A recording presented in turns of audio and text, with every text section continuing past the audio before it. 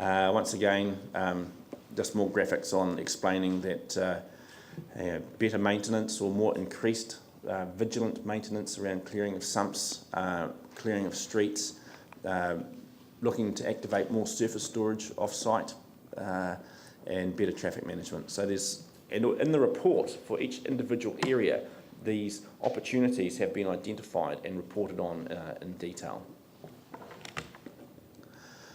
But I think for me as an engineer and leading this task force, one of the I think most satisfying and the most satisfying aspect was probably understanding the social impacts and the concerns of residents, the health and wellbeing issues. This is a community under quite considerable stress, a community that is suffering physical health issues, an increased reporting of respiratory illnesses, increased reports of their mental wellbeing, and also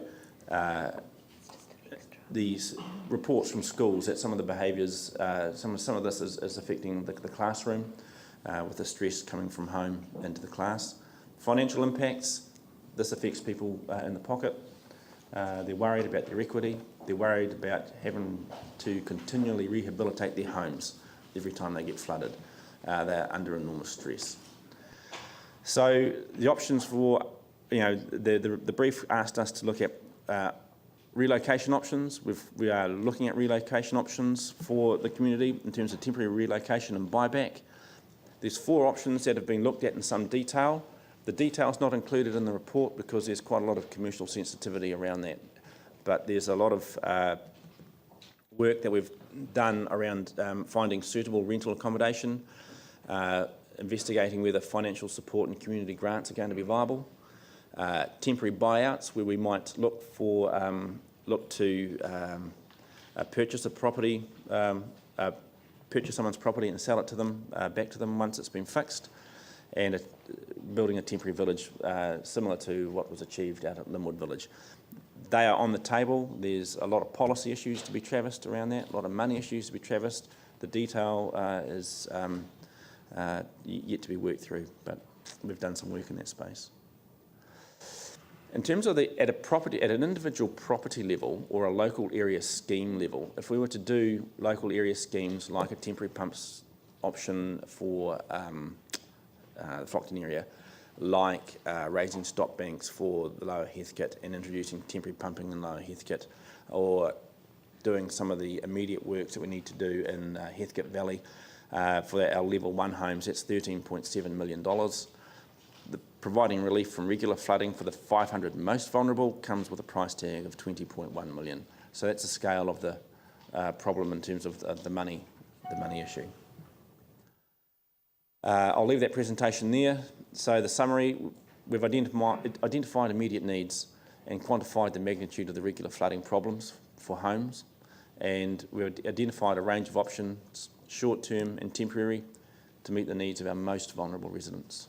And that's the presentation. Sorry, I'll start off with question. You mentioned dredging, and kind of we picked that up as one of the action points that we would rather focus our attention on as a matter of urgency. We've got the temporary pumping and Flockton, but also the dredging. Is that useful to keep within the resolution so that if there is a part of the river that requires something that would actually provide some immediate benefit, that would be worthwhile to get on with? Definitely. The answer to that is definitely. So we know that within the Woolston Cut, I think there's around 30,000 cubic metres. We've started a project already. I mean, we've been, over the last 8 or 9 days, where we've seen opportunities to do work. We've actually instigated works already. So we've started a project to look at the Lower Heathcote dredging, Woolston Cut and above to Apawa Road. We're looking at some of the ecological issues, but also the bank stability issues, looking for the quick wins around understanding the way sediment is transported and deposited down that river, what it might take to get the bed of the river to a stable level so it stops accumulating silt. Once we commit to a dredging program, you're committing to a lot of money as a way of managing a river. So there's a lot more work to be done to understand that. So that project, so it's worth keeping in there to understand in the meantime. Yep. Great. Tim? I know the Mayor and ourselves have already thanked you and your team. I just wanted to commend you also for the cross-teamwork between units and organisations. I know some time ago we were talking about siloing, etc., and this is a fantastic example of breaking that down, working together and getting into it. So thank you for that. Thank you. One thing that I brought up this morning, which was probably out of the scope, is the clean-up following a flood situation. And you mentioned, stress to communities, etc. That is as much a stress as the rest of it. And I think it's really important that we are seen to have a really professional and clear plan to get in there really quickly before the mud and effluent dries and becomes an extra health hazard. Yeah. So I just thought I'd mention that, and please, we can't lose sight of that. And what we can do to work with the communities to clean up our communities, and what we should be doing as a standard ourselves. Yeah, and I'll work with my colleagues to address that issue. Thanks, Terry. Yes. Just on that, I really should be paying tribute to, as you say, to those other organisations that have helped us. Fantastic effort from Sarah, particularly from Environment Canterbury, who offered a huge amount of support, and MB, EQC, and our own consultants. So a great effort.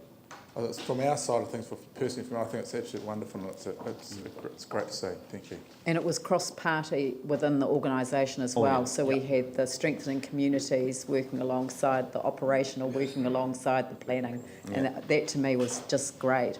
I've got Ali, Pauline, Phil, Andrew, Yanni, Jimmy. Right. Lots of questions. I've got, you're straight after Ali? Yeah. I wanted to ask about the sewage and what happens when there's an event and the sewage comes up into the streets.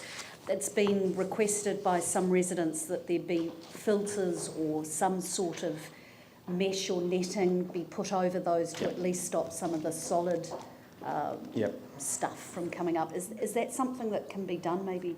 Is that's Travis in the report, and needs to be one of the things that we need to look at very closely. Yeah, so one of the things that we covered off in this report is the wastewater overflow issues as well, because it's not just stormwater, so that's part of the technical report that we've looked at. But could that be something that could be done ASAP, or does it need to be looked at before it is It needs to be just further investigated to make sure we come up with the right solutions. Because if you might seal parts of the system, but then the wastewater will find another way to come out, and you might actually just move the problem elsewhere. So this is the water still gets out. Yeah. This is to stop the solids from coming out. Yeah. And there are proprietary products that will allow you to do that. Yeah. Right. So we will look at that. Thank you. Pauline? I just had a question about the pumping. You showed it in a slide, a property that had a blue pump on the property. Would that be, if that was a method was adopted, would that be a pump on every property? Every property that had a barrier around it would need to deal with the stormwater that falls behind the barrier, and you've got to get it out to the street or into the nearest waterway. That'd be just those properties that had those on there? Yep. Right. And is that it's just the one type of pumping option, or is there two? Well, there's individual property type pumps, and a key part of the task force was we had actually a pumping project within the task force whose job it was to look at all the where are all these pumps within Christchurch? Where are they within New Zealand? Do we actually have to source some from overseas? They also looked at the range and type of pumps that you might deploy in these sort of situations. So that's in there as well. And they're not totally uncommon, because if you actually look around the city, people protect their own basements in some cases by having these type of pumping arrangements. So yeah. Thank you. Phil? Thank you. I just want to ask you a little bit more about the dredging, because you've got, and I understand your comments in relation to needs to be careful with that regarding the ecology of the river, including the bank stability. And there's to be a pilot study, though, as part of the report, which is referred to. I'm just wondering, is there any, and clearly the Lower Heath's got to be a good place perhaps to undertake that. So what I'm concerned about is that is the potential for that to start as soon as possible, given that potentially there may be another major event, a flooding event, in the near future. Yes, there is potential. So the potential lies probably if we make a decision to dredge, probably lies best within the Wolston Cut and creating capacity there. but also we're looking at creating a sump and a sediment trap below the Radley Street Bridge, and that's part of the project that we've started to look at. Will there be benefits to that? It's an early win in terms of creating a little bit of capacity, but it also helps us understand sedimentation, transportation and deposition, and the way it all gets mobilised. So the answer to that is yes. Thanks, Mike. Yep. And I've just got one other follow-up question. It's clearly this has been fast work, and a lot of the measures are temporary, as you've referred to, and they're the ones that need to be done as soon as possible. Just in terms of future context for the longer term, and you've referred to very clearly to the good work that's been done with the other agencies like SERA and ECAN. But I'm just wondering, around the wider flood prevention measures that are contained in the NERP, that Natural Urban Recovery Plan, can some of these measures lead in to that wider, longer term planning?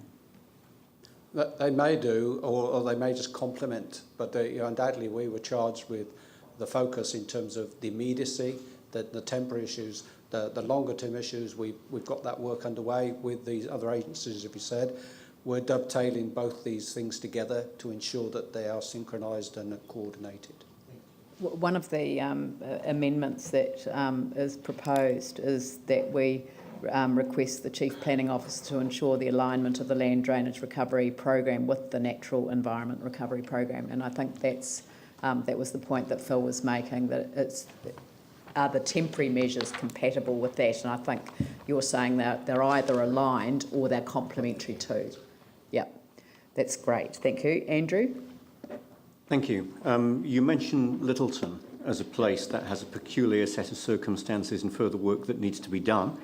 Are you able to just give a short overview of what the next steps there are and any indicative timelines? Yeah, so the reason for that comment was that the vulnerability criteria that we developed Hard to read them. To understand the scale of this problem within urban Christchurch didn't really apply that easily to Littleton, which is a steep hillside catchment with some critical strategic assets below, major roads and a strategic port.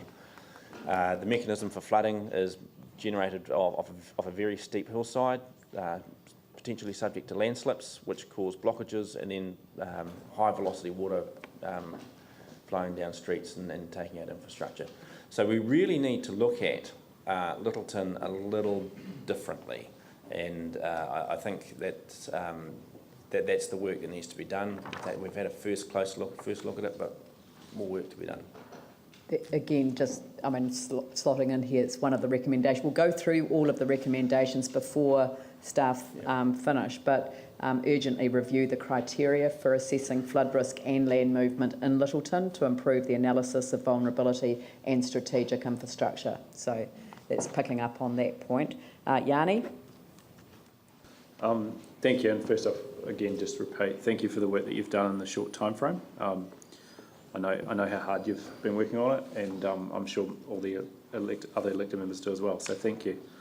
Just wanted to check in on the process going forward in regards to the central city. I know that Sarah's kind of got some control over anchor projects like the Avon River, some red zone in the Avon Loop. There's also kind of a catchment in there that does get badly affected. Yep. Is there a discrete piece of work that you guys have, or as part of stage 2 of the task force, that you can look at that area? Last week I had actually scheduled a community meeting in that area to talk to those residents that had experienced flooding, and that was put on hold. I just couldn't get out there. They are vulnerable to, clearly vulnerable because they've been flooded, but are they the most vulnerable within the terms of reference that I was given? And I want to go and talk to them. That'll happen over the next couple of weeks as we start talking to other communities. But I need to program. So in terms of Sarah, though, I guess one of my concerns is we're spending $100 million on it. $100 million. They're spending $100 million on the Ava River precinct, and yet we had really bad flooding. And anyone on the 6th floor in March that looked out the window saw that the central city was quite badly affected. Yes. So how are we aligning, or how are we working with them to ensure that we're not spending a lot of money that's just going to create be wasted because of the flooding? Yeah, I can answer some of that, Councillor. In actual fact, undoubtedly there was some quite widespread road flooding, but no properties in the actual central city here. I need to check on whether the Avon Loop had anything there particularly, but so Mike's point around, we've concentrated on the most vulnerable. But in terms of the Avon River Precinct work that's going on, I do know for a fact that they've done a review of the works that they proposed from a flooding point of view, and that they've had consultants in actually looking at that work. And I believe that, I think the 26th of May, I think Sarah are coming to council and giving an update around the Avon River Precinct as well. Just wanted to touch on, in terms of the point that Tim made, so I've written a briefing paper around the flood response, because I appreciate you guys have done the technical stuff. There's still a piece of work that needs to happen around flooding and storm response. So what I need to get from the organisation, though, is a copy of our flood response plan. Is there a kind of a document that sums up what we currently do when we've got bad weather coming and expect flooding? No, we're working on that actually. It's one of the key projects within the Land Drainage Recovery Plan. It was Flockton centric, right. But the sorts of things we would do, and in fact have put in place. We've put in place a MetConnect forecasting, which we're looking to get available on the intranet, so that everybody has visibility of a forecast. We're also developing better spatial models that would allow us to look at a forecast and say, well, we think it's going to be very bad over here or there or anywhere else. But the type of work that you're looking at at the moment is embedded in our maintenance contracts as a response. In terms of, so we will have some information that we could give you. It kind of crosses a line into the civil defence territory, but it kind of just needs to be, I think, sort of like local response plans in each catchment. When we know a major event's coming, here's what we do, and also what we tell residents in terms of cleaning up. So, I mean, happy to work through with Tim and others on that piece of work. And then just there is in the technical report under education, awareness and response measures, there's quite a short chapter on that, and I think that it's really being picked up as a major area of work, because that there is a lot that we can do ourselves in our communities, but also the advance warning, knowing that a storm event is on its way, can enable us to get a lot of the work done. But I think some of the maintenance work, and we've picked that up in one of the recommendations, we really need to up the ante on some of the maintenance contracts, and that's come through very clearly in the technical report. It's also things like people ringing the call centre, follow-up of requests for service, making sure that when people contact us, things get followed up quickly. It's been very apparent in reading the technical report that there hasn't been a close connection between the information-rich, intelligence, as I call it, that comes through the call centre, translating into maintenance contracts, like that. So it's the ongoing maintenance. So there might be specific jobs that come in, but nobody sort of seems to be taking that overarching view of what that means for our maintenance on an ongoing basis, and that is what has been picked up in the technical report. I just think the value of this task force should not be underestimated. It has enabled us to see right across the whole picture and seen where there has to be a much stronger connection between what's coming through the call centre and what then gets reflected in the ongoing maintenance work. It's not just responding to the single complaint, it's actually seeing the overarching connection between that and the ongoing flood risk. But there is a wider piece of work around our civil defence preparedness, around our organisational preparedness, and then what is the response? And that's, things like some of the community will actually self-report.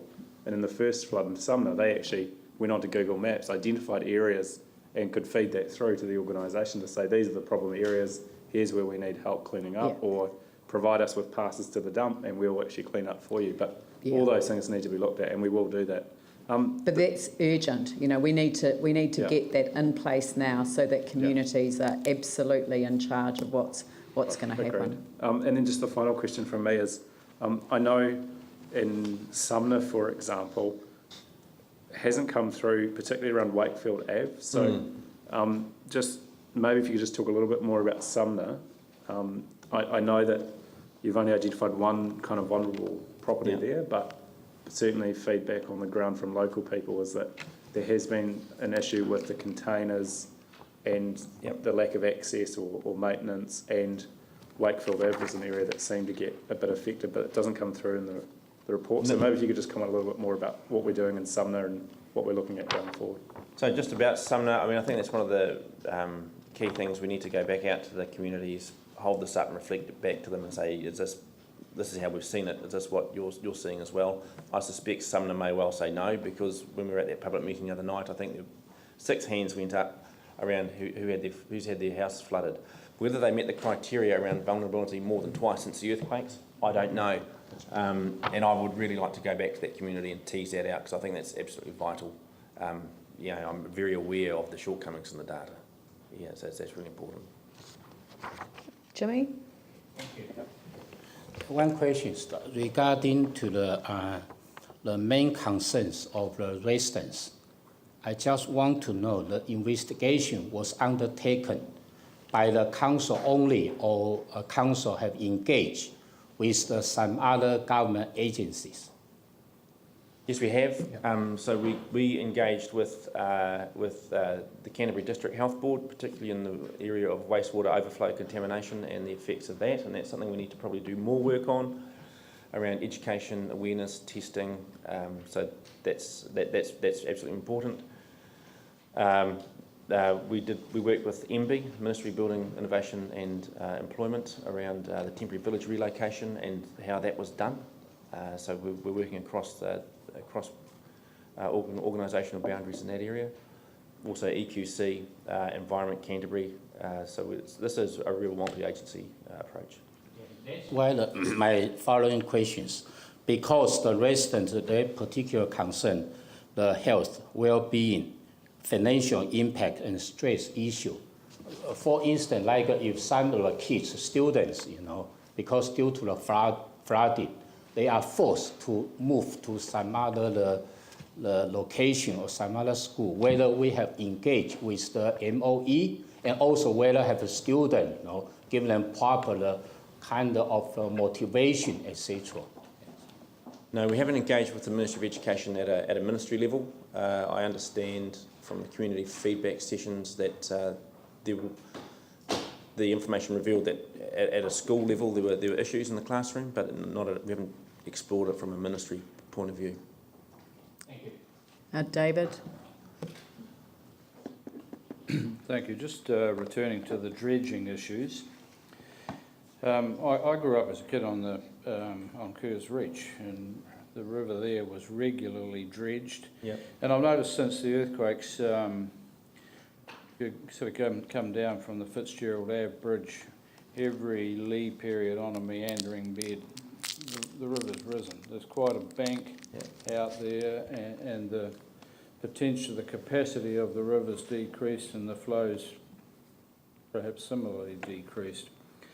Is there any proposal to actually remove those excess sediments that have resulted from the earthquakes? That's the first point. And then I suppose carrying on from that Dudley Creek, really from its confluence with the Shirley Stream, downstream has quite a bit of sedimentation in that as well. Yep. Are we contemplating putting a mini excavator or whatever through the lower reaches of the Dudley Creek? Yeah, we are doing. Oh, sorry. That's the first part of it. Yeah. So we have actually. That was deployed last week. So we had 3 very extensive walkovers with contractors and engineering staff, engineering, and our maintenance staff to look at in that particular reach where we might deploy first. And just get that channel clear. It is going to cause some stress in the community because there are private property boundaries that go up to the centre line of that waterway, and there are people that have managed that waterway as they would in terms of their private property, but that could well be impeding the flow.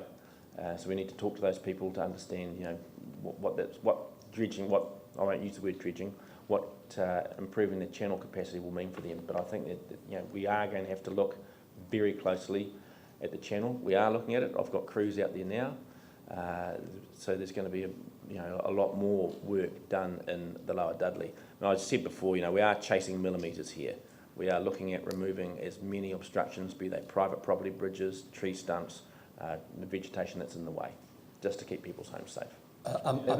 Sorry, Mike, probably correct me if I'm wrong, but we've already taken out quite a lot of silt and liquefaction material out of some of the streams in that area. Yep. So considerable amounts have already been taken out. We are going to look at the Avon in terms of dredging.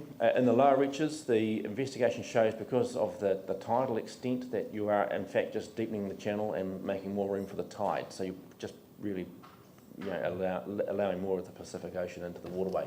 So I'm not hesitant. I have yet to see or have it confirmed that the benefits of dredging in the lower reaches that you're talking about will actually work. Okay. As part of the Avon River precinct, I understand that the whole 3.2 kilometre stretch of that anchor project was going to be treated for some silt removal, stone cleansing. So there's still quite a lot planned through the rest of the extent of the Avon River precinct. Yeah, that finishes predominantly, I believe, at the Fitzgerald Ave bridges. Correct. But the stretch from Fitzgerald Ave down to Kerrs Reach, there's a lot of meandering bends there that are badly silted. The team will look at that. Yeah. So the second question, if I may, just going to report. I missed the briefing earlier with another meeting, and it may have come up there, but I'm just at a little bit of a loss to understand in table 2 how, when you are combining figures there for the vulnerability level 1 and 2 dwellings, that the Flockton Dudley Creek area comes up with a figure of 92,000. No, it's 9.2 million. No. Well, okay. You've got an old version. I've got Sorry, an it old was a version. typing error. There were 3 zeros missing. I must have, as I said, I qualified that with the early meeting I missed. Thank you very much. Very good. Paul. We know the immediate effects on this raw sewage being on people's properties and affecting the land. Have we done any soil tests to see how long these effects last? I mean, obviously, the coming summer and the growing season, people are planting vegetables and kids will be playing on the lawn. Yeah. Is there an ongoing impact? There was some early work done as part of the resource consent that we applied for our wastewater overflows, and that's been brought into this report. That's one of the key things I want to bottom out with. I think we need to bottom out with the Canterbury District Health Board around that, because people are asking that exact same question. I don't think there's a conclusion on that in the report, but we are going to look at it. Tim again. I guess over the decades from the old drainage board, ecology has really taken the fall with resource consents, etc. Yep. So I guess it'd be very interesting to see the historic data from the old drainage board with regards to where the dredging was taken, when it was undertaken, and the results that it achieved, and also perhaps their maintenance schedules and programs compared to what we've been doing the last, say, 5 years. That would probably be quite interesting to see if it's available to us. One other thing that, and sorry to go on. Can I throw in my 1 cent's worth, which is it was pre-RMA, and so the I realise that, yeah, and that's why I said that ecology has taken the fall at the moment. So yes. Yeah. One thing that I'll throw in as a bit of a curveball is would there be any point in looking at dredging the estuary mouth? I mean, if silt travels down, would that kind of area be holding anything up? No, it wouldn't. So we've looked. We did a bathymetric survey immediately after the earthquakes, and the Thalwig, the invert of the channel within the estuary has re-established itself. It's a very dynamic environment within the estuary. So the natural processes have sort of taken care of it, of the capacity. That's right.